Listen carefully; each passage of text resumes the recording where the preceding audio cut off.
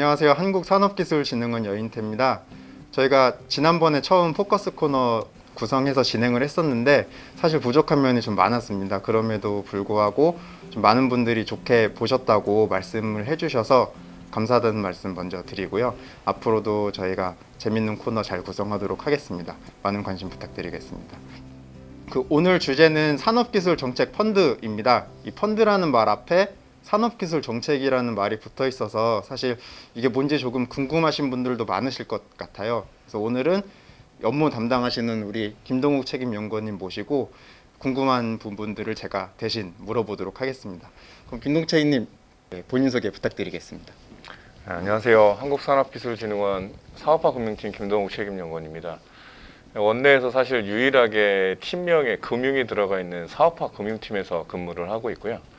저희는 앞에 설명드린 것처럼 산업기술정책펀드 R&D 전담은행 업무를 하고 있습니다. 제가 사실 제일 먼저 궁금한 게 펀드라는 말은 많이 들어보긴 했지만 뭐 주변에서 펀드에 투자를 했다, 그래서 수익이 났다, 마이너스가 났다 이런 얘기만 들어봤지 제가 펀드를 해본 적은 없어서 펀드가 뭔지 잘 몰라요. 그래서 펀드가 뭔지부터 간단하게 설명을 해주시면은 많이 도움이 될 것 같습니다. 네, 펀드는 사실 이제 뭐 불특정 다수를 대상으로 자금을 모집을 해서 그 자금을 통해서 투자를 통해 수익을 실현시키는 그런 일련의 행위라고 보시면 될 것 같고요. 보통 일반인들이 이제 주식을 매매하거나 매도하는 것들을 이제 일반적인 직접 투자라고 하면, 펀드는 이제 간접 투자로서 운용사에게 맡겨서 그 운용사가 투자를 통해서 수익을 내서 투자자에게 이익을 돌려준다고 하는 행위라고 보시면 됩니다. 기업이 투자를 받으려고 하는 이유가 이제 자금이 좀 필요해서 투자를 받으려고 하는 걸로 알고 있습니다. 근데 자금을 받는 어떤 그 경로 중에 투자 이외에도 대출 같은 것도 있을 것 같은데 기업들이 대출 말고 투자를 통해서 자금을 조달하려고 하는 이유가 혹시 있나요? 대출과 다른 점이 있나요? 투자가? 일단 투자는 이제 기본적으로 그 투자자로서 그 해당 기업과 공동 운명체가 되는 걸 이제 일반적인 투자 행위라고 보시면 될 것 같고요. 그 투자를 함으로써 그 회사의 주식을 일부 취득하고 그 회사가 이익을 냈을 경우 이익을 같이 공유하고, 가장 큰 특징은 대출은 기업이 망하더라도 반드시 갚아야 되는 상환 의무가 있는 채권이라고 보시면 되고요. 투자는 공동 운명체이기 때문에 상환의 의무는 사실 없습니다. 다만 투자자가 보유한 주식의 가치가 날아가기 때문에 휴지 조각이 되는, 그래서 상환의 의무는 없지만 공동 운명체로 묶여서 같이 성장할 수 있는 그런 방법이 투자라고 보시면 될 것 같습니다. 네, 감사합니다. 김채희님도 아시겠지만 제가 작년까지는 사업화금융팀 옆에서 근무를 해서 산업기술정책펀드라는 게 뭔지는 많이 들어봤는데 자세한 내용까지는 잘 모르고 있습니다. 그래서 이제는 산업기술정책펀드가 뭔지 설명을 해주시면 좋겠고요. 그리고 이 펀드라는 거는 앞서도 말씀하신 것처럼 운용사 같은 곳에서 운용을 하는 건데 우리는 사실 금융기관이 아니라 R&D 전담기관이잖아요, 키아트가. 근데 키아트가 왜 이런 펀드를 관리하고 있는지 그것도 조금 궁금합니다. 일단 산업기술정책펀드는 이제 정부의 자금에 의해서 그 만들어지고, 그 출자 규모가 정해지고 나서 사실은 민간의 자금이 더해져서 만들어집니다. 그 산업기술정책펀드라는 건 앞에 산업기술정책이라는 말이 붙은 것처럼 일반적인 펀드는 뭐 사모펀드나 이런 목적을 가지고 그 구성을 하지만, 이거는 정책펀드로서 산업을 육성하는 데 필요한 정책을 추진하기 위해서 만들어낸 펀드라고 보시면 될 것 같고요. 일반적인 투자를 쫓는 목적성의 그런 펀드가 아닌 산업 정책을 육성하기 위해서 각각의 뭐 미래에 예측되는 뭐 4차 산업혁명 관련된 산업이라든지, 아니면 올해 저희가 또 조성하고 있는 지역 산업 활력 제고를 위한 그런 펀드라든지 그런 목적성을 가지고 만들어진다고 보시면 될 것 같고요. 이렇게 조성한 펀드가 저희가 총 현재까지 한 24개 정도 되고, 펀드 규모가 한 1조 6,800억 정도 됩니다. 2009년부터 이제 펀드를 저희가 최초 조성했었기 때문에 한 11년 정도 저희가 이제 펀드 조성하면서 투자하고 회수하는 업무들을 했고, 좀 아이러니할 수 있는 게 저희가 그러니까 산업기술진흥원이 금융기관이 아니기 때문에 펀드를 한다, 좀 이상할 수 있겠지만 저희는 사실은 펀드 자체를 직접적으로 운영하는 그런 기관은 아닙니다. 다만 이제 펀드를 조성하기 위해서는 사전에 운용 계획을 수립을 해야 되고 그거에 맞는 출자자들도 모아야 하고 그런 펀드 전체에 대한 부분을 기획하는 쪽의 업무를 저희가 한다고 보시면 될 것 같고요. 그 운용 자체는 저희도 직접 투자하는 것이 좀 부담스럽기 때문에 전문성도 사실 상대적으로 민간에 비해서 떨어지기 때문에 공모를 통해서 저희가 그런 전문 운용사를 선정을 해서 그 운용사들이 그 주목적 투자에 맞게 투자를 하고 수익을 내는 구조로 진행이 된다고 보시면 될 것 같습니다. 기업들은 이 펀드를 통해서 투자를 받고 그 자금을 통해서 성장을 하게 되는 구조인 것 같은데 이 펀드가 그러면은 기업 성장에는 어떤 식으로 영향을 미치게 되는 건가요? 그 사실 정부에서 그 정부 출연금이나 보조금으로 지원하는 거는 목적성이나 사용에 대해서 굉장히 제약을 많이 받습니다. 사실 기술개발 자금 같은 경우도 연구개발 외에는 다른 데 욕적으로는 사용할 수가 없고요. 하지만 이제 펀드로 조성된 투자금 같은 경우에는 기업이 원하는 항목, 그러니까 그게 기업의 운전 자금일 수도 있고 양산 시설을 구축하는 데 쓰이는 그 비용이 될 수도 있도록 편하게 좀 사용할 수 있는 부분이 좀 있을 것 같고요. 투자를 받은 회사들은 결과적으로는 기술력을 확보하고 사업을 확장하는데 원활하게 좀 사용할 수 있기 때문에 기업이 한 단계 더 성장하게 만드는 발판이 되어준다고 보면 될 것 같습니다. 펀드가 실제로 기업들한테 그러니까 우리 펀드를 기업들한테 투자를 해서 어느 정도나 성과를 냈는지 기업들이 어느 정도나 잘 성장을 했는지 그런 것도 혹시 알 수 있나요? 일단 성공적인 사례를 하나 좀 들어드린다고 하면 그 이제 작년에 이제 분당에 있는 이제 에이프로진 같은 기업 같은 경우 산업기술 정책 펀드를 통해서 투자를 받은 기업이고요.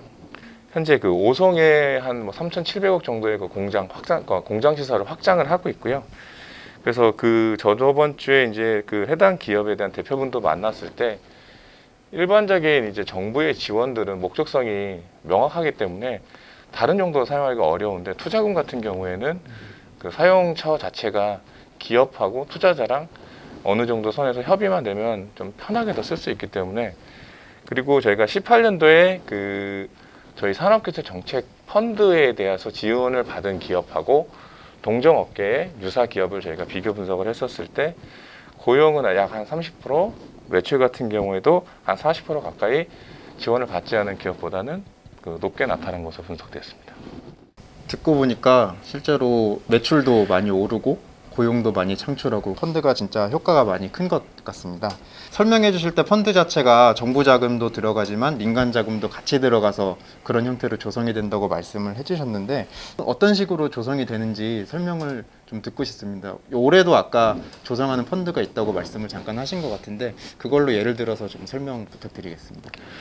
예, 올해도 저희가 지금 현재 2개 펀드를 현재 기획을 하고 있고 하나는 이제 지역산업 활력 제고 펀드를 현재 공고를 해서 운영사 선정 중에 있고요.